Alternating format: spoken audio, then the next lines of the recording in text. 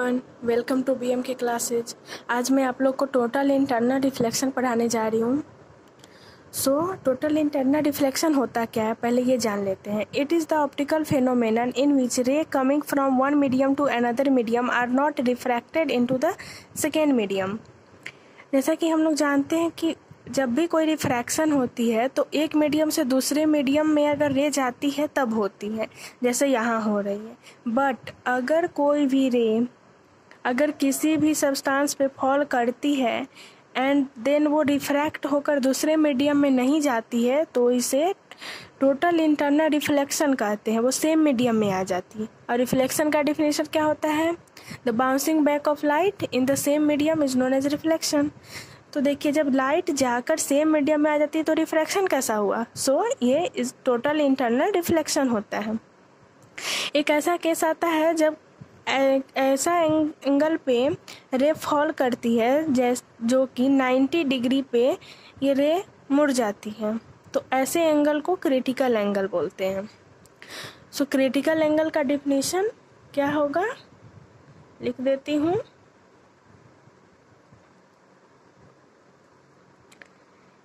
It is the angle of incidence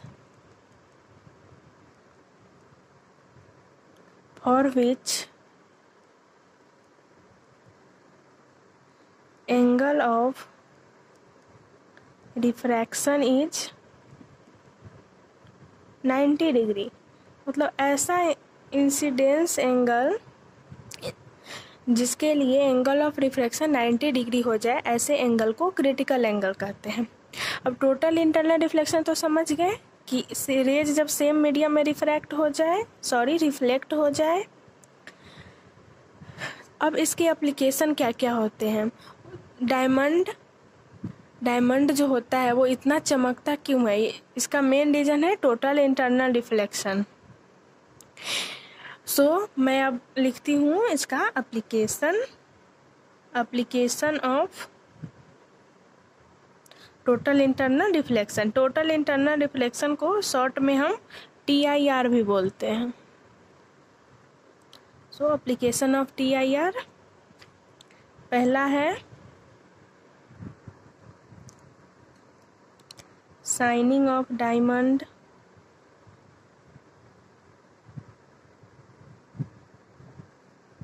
second है एक होता है फाइबर ऑप्टिक्स। ये सब का यूज कहाँ कहाँ होता है? टेली कम्युनिकेशन में जो सब फाइबर लगे होते हैं, तो फाइबर ऑप्टिक्स यूजिंग ग्लास और plastic useful in telecommunication मतलब जैसे टेलीफोन पे यूज करते हो वो सब, वीडियो सिग्नल्स और कंप्यूटर डाटा में भी इसका यूज करते हैं।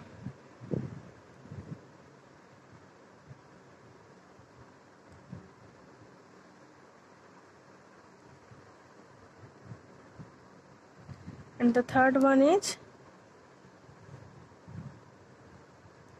जो TIR का जो यूज है वो बहुत सारे डायग्नोस्टिक्स सब में भी यूज किया जाता है।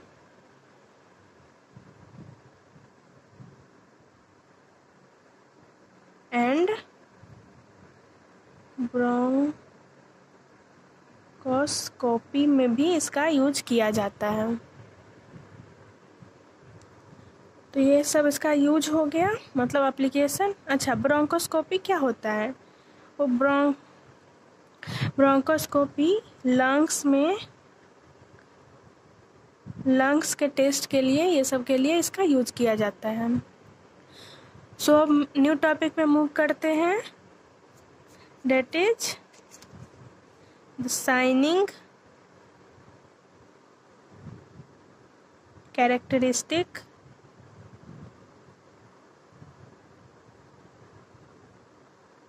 Of diamond. डायमंड आखिर चमकता ही क्यों है इतना? सो इसका रीज़न देखिए, असल में इतने सारे उसमें रिफ्रैक्शन होते हैं ना, सॉरी टोटल इंटरनल रिफ्लेक्शन, कि एक बार अगर लाइट अंदर गई तो वो बाहर निकल ही नहीं पाते हैं। जैसे कि ये डायमंड है, तो देखिए एक रे आई इसमें, ये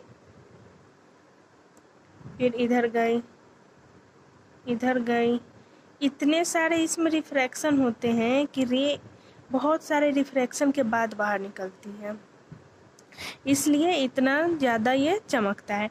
और वहीं ग्लास देख लीजिए, ग्लास में क्या होता है कि एक बार रे आई अंदर, एक ही बार रिफ्रैक्ट हुई एंड बाहर निकल गई ऐसे, तो ये साइन नहीं करता है उतना। बट डायमंड के केस में इतने सारे रिफ्रैक्शन होते हैं कि ये बहुत चमकते हैं। और एक और पॉइंट, मैंने एक रिफ्रैक्टिव इंडेक्स पढ़ाया था जिसे म्यू से डिनोट करते हैं। प्लीज़ अगर कोई नहीं देखे हो तो वो वीडियो जाकर देखें। डायमंड का रिफ्रैक्टिव इंडेक्स बहुत ज़्यादा होता है। Mu of diamond is very large, इसलिए इसका जो क्रिटिकल एंगल होता है, क्रिटिकल एंगल को हम ऐसे डिनोट करते हैं, थीटा से एंगल डिनोट करते हैं, और सी क्रिटिकल एंगल के लिए, क्रिटिकल इसका 24 डिग्री होता है।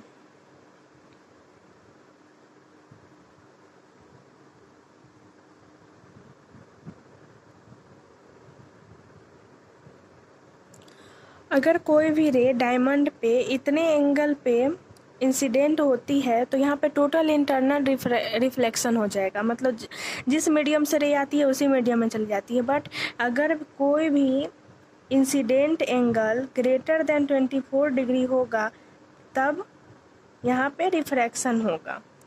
तो जो भी एंगल इंसिडेंट करती है इस पे, वो 24 डिग्री से ज़्यादा एंगल पे इंसिडेंट करती है, ताकि इसमें इतने सारे रिफ्रैक्शन हो जिसकी वजह से डायमंड हमारा साइन करता है।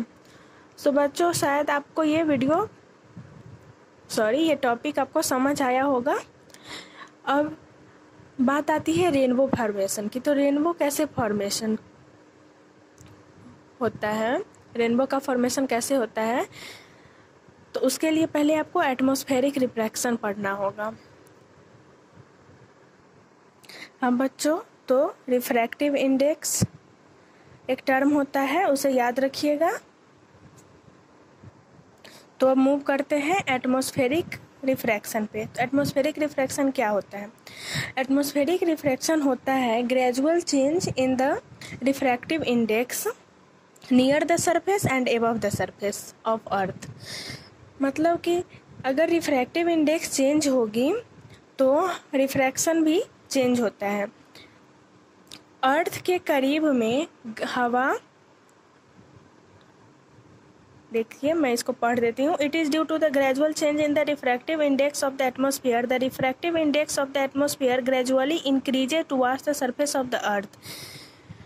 देखिए मैं बता रही थी कि अर्थ के सरफेस पे जो रिफ्रैक्टिव इंडेक्स होता है वो बहुत ज़्यादा होता है, क्योंकि वहाँ पे गर्म हवा होती है, और ऊपर रिफ्रैक्टिव इंडेक्स कम होता है क्योंकि वहाँ ठंडी हवा होती है।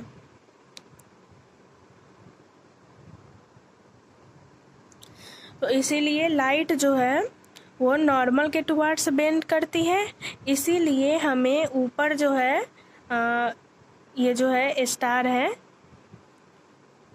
स्टार होती कहीं और है और हमें दिखती कहीं और है।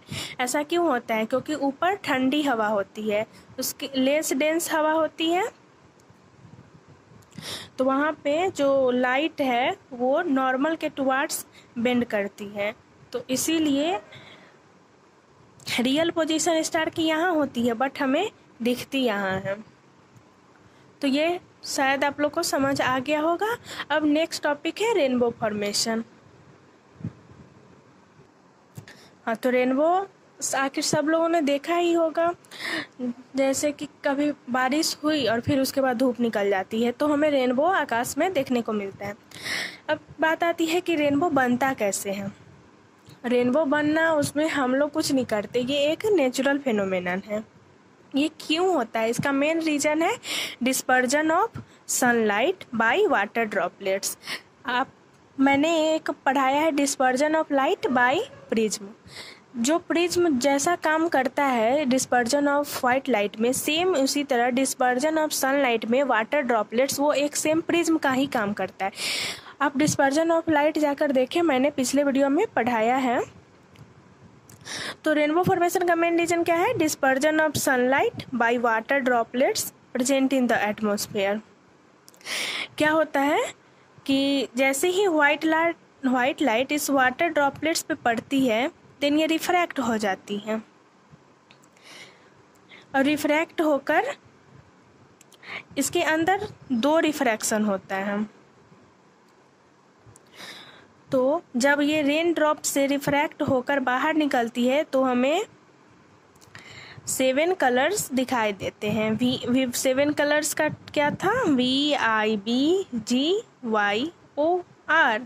यही 7 कलर्स होते हैं जो हमें रेनबो में दिखाई देते हैं। तो आई होप ये क्लियर होगा। मैं एक बार रिपीट कर देती हूँ, रेनबो फॉर्म कैसे होता है। Dispersion of sunlight by water droplets, जैसे ही रे जाती है अंदर 2 बार रिफ्रैक्ट होकर, एक बार यहाँ रिफ्रैक्शन एक बार यहाँ, 2 बार रिफ्रैक्ट होकर बाहर निकल जाती है, तब हमें रेनबो के 7 कलर्स दिखाई देते हैं। ऑलवेज 7 कलर्स दिखाई नहीं देते हैं, बट 3-4 तो रेयरली दिख ही जाते हैं। ये चैप्टर बहुत ज़्यादा थियोरेटिकल है। तो अब देखिए नेक्स्ट टॉपिक है ट्विंकलिंग ऑफ स्टार्स। अब ट्विंकलिंग ऑफ स्टार्स क्यों होता है, देखिए हमारे एटमॉस्फेयर में बहुत सारे एयर हैं, बहुत सारे पार्टिकल्स हैं। तो क्या होता है कि जब रिफ्रैक्शन इतने सारे होते हैं एटमॉस्फेयर में कि जो लाइट आती रहती हैं ऊपर से, वो हमें कभी कभी ब्राइटर दिखती है और कभी कभी फेंटर दिखती है। इसकी वजह से हमें लगता है कि स्टार्स ट्विंकल कर रहे हैं, बट रियल में ऐसा नहीं होता है। कोई भी तारा टिमटिमाता नहीं है, वो सेम ही कलर हमेशा देता रहता है। बट इतने सारे पार्टिकल्स हैं एटमॉस्फेयर में कि रिफ्रैक्ट होने के बाद हमें ऐसा लगता है कि स्टार्स ट्विंकल कर रहे हैं। ये नोट्स अपने कॉपी में लिख लीजिएगा। Why does stars twinkle? This is due to the atmospheric refraction of a star's light and due to the changing in the position of stars and the movement of the layers of atmosphere. So the light from the star is sometimes brighter and sometimes fainter and it appears to twinkle. But real में ऐसा कुछ नहीं होता है। अब है next आता है advanced sunrise and delayed sunset. क्या होता है कि हमें सनराइज होने से पहले दिख जाता है और सनसेट होने के बाद दिखता है, और इसके पीछे का रीज़न क्या है? तो इसके पीछे का भी रीज़न रिफ्रैक्शन ही है। एटमॉस्फेरिक रिफ्रैक्शन ही पूरे एटमॉस्फेयर में खेल जाता है। मतलब रेनबो बना तो भी, स्टार्स ट्विंकल कर रहा है तो भी, सनराइज भी हमें पहले दिख जाता है, सनसेट भी हमारे सनसेट होने के बाद दिखता है। तो ऐसा क्यों होता है? सब एटमॉस्फेरिक रिफ्रैक्शन की वजह से होता है। अब मैं आपको एक डायग्राम से ये बताती हूँ कि आखिर ऐसा होता कैसे है। देखिए होता क्या है, हम लोग अर्थ पे हैं तो ऑब्जर्वर अर्थ है। अब क्या होता है कि हमारा सनराइज यहाँ से होता है, सनराइज यहाँ से होता है। तो रियल में सन यहीं पे होता है कि हमें लगता है कि सन यहाँ पे आ चुका है, सिर्फ एटमॉस्फेरिक रिफ्रैक्शन की वजह से। ये सनराइज हॉरिजन है और ये सनसेट हॉरिजन है। और सनसेट होने के टाइम क्या होता है कि सन नीचे जा चुका होता है, बट हमें फिर भी वो ऊपर ही दिखाई देता रहता है रिफ्रैक्शन की वजह से। इसीलिए सनराइज होने से पहले हमें दिखता है और सनसेट होने के बाद दिखता है। सो बच्चों, ये टॉपिक आप लोग को क्लियर होगा। अब नेक्स्ट टॉपिक है स्कैटरिंग ऑफ लाइट। तो स्कैटरिंग ऑफ लाइट क्या है?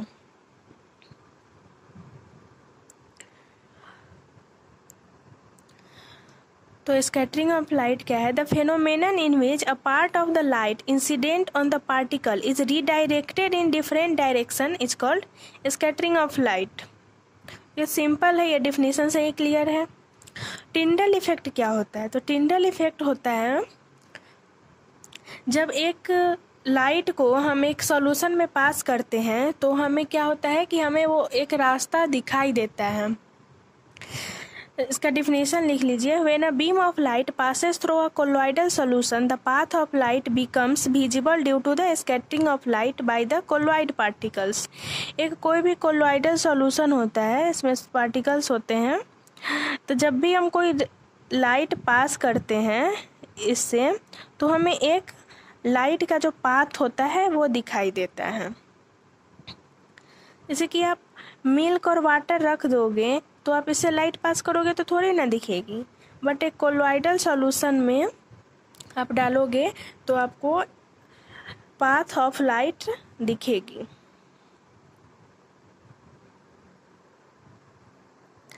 और एक नेचुरल टिंडल इफेक्ट, जैसे कि सनराइज होता है और अगर आपका विंडो ओपन है तो आपको उधर से दिखता है कि कैसे लाइट आती है, और उस जो भी लाइट दिख रहा है उसमें आपको छोटे छोटे पार्टिकल्स दिखाई देते हैं। तो एटमॉस्फेयर तो हमारा मिक्सचर ऑफ गैसेज है, तो समझिए ये भी एक सॉल्यूशन टाइप का है। तो जब इसमें कोई भी लाइट पड़ती है तो हमें लाइट की पाथ दिखाई देती है। इसी फेनोमेनन को हम टिंडल इफेक्ट बोलते हैं। तो बच्चों आपको ये भी टर्म क्लियर होगा। सो अब मूव करते हैं नेक्स्ट टॉपिक पे। तो बच्चों नेक्स्ट टॉपिक है कि हमारा स्काई ब्लू क्यों दिखाई देता है। तो कोई लोग बोलते हैं कि ओशियन से रिफ्लेक्ट होता है तो हमें ब्लू दिखाई देता है, बट द रियल है कि हमारे एटमॉस्फेयर में बहुत सारे पार्टिकल्स हैं और जब वाइट लाइट स्कैटर होता है तो हमें 7 कलर्स दिखाई देते हैं। बट हमारे एटमॉस्फेयर में जो सबसे ज़्यादा रिफ्लेक्ट होने वाली लाइट है, स्कैटर होने वाली लाइट है, वो ब्लू है। हमें रिफ्लेक्शन के बाद बस ब्लू लाइट ही दिखाई देते हैं, इसी की वजह से हमें स्काई ब्लू दिखाई देता है। बट रियल में स्काई ब्लू होता नहीं है, ये स्कैटरिंग की वजह से होता है। सनसेट के टाइम में अब आपको थोड़े थोड़े जगह पे रेड रेड दिखाई देते हैं। तो ऐसा क्यों होता है? क्योंकि उस टाइम पे हमें रेड लाइट ज़्यादा स्कैटर होते दिखाई देते हैं, इसलिए ऐसा होता है। सोचो कि अगर एटमॉस्फेयर नहीं होता हमारे अर्थ के पास तो क्या होता? तो हमें पूरा स्काई ब्लैक ब्लैक दिखाई देता। और ये देखिए क्या होता है, स्कैटर देखो, ब्लू लाइट के पास शॉर्टर वेवलेंथ होता है और रेड लाइट के पास लॉन्गर वेवलेंथ होता है।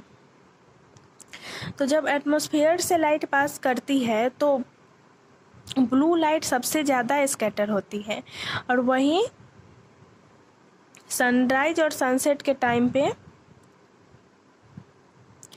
रेड लाइट रिफ्लेक्ट होती है। रेड लाइट क्या बताया मैंने? रेड लाइट का लॉन्गर वेवलेंथ होता है। तो जब सनसेट और सनराइज होता है तो हमारा सन हॉरिजन के पास में होता है, मतलब हमसे थोड़ा दूर होता है, तो जिसका लॉन्गर वेवलेंथ है उस टाइम हमें वो कलर दिखाई देता है, इसलिए उस टाइम पे हमें रेड कलर दिखाई देता है। तो बच्चों आशा करती हूँ आप लोग को वीडियो पसंद आया होगा। मैंने पिछले वीडियोस में लेंस कराया है, रिफ्रैक्शन कराया है, डिस्पर्जन ऑफ लाइट कराया है, प्लीज़ वो जाकर देखें।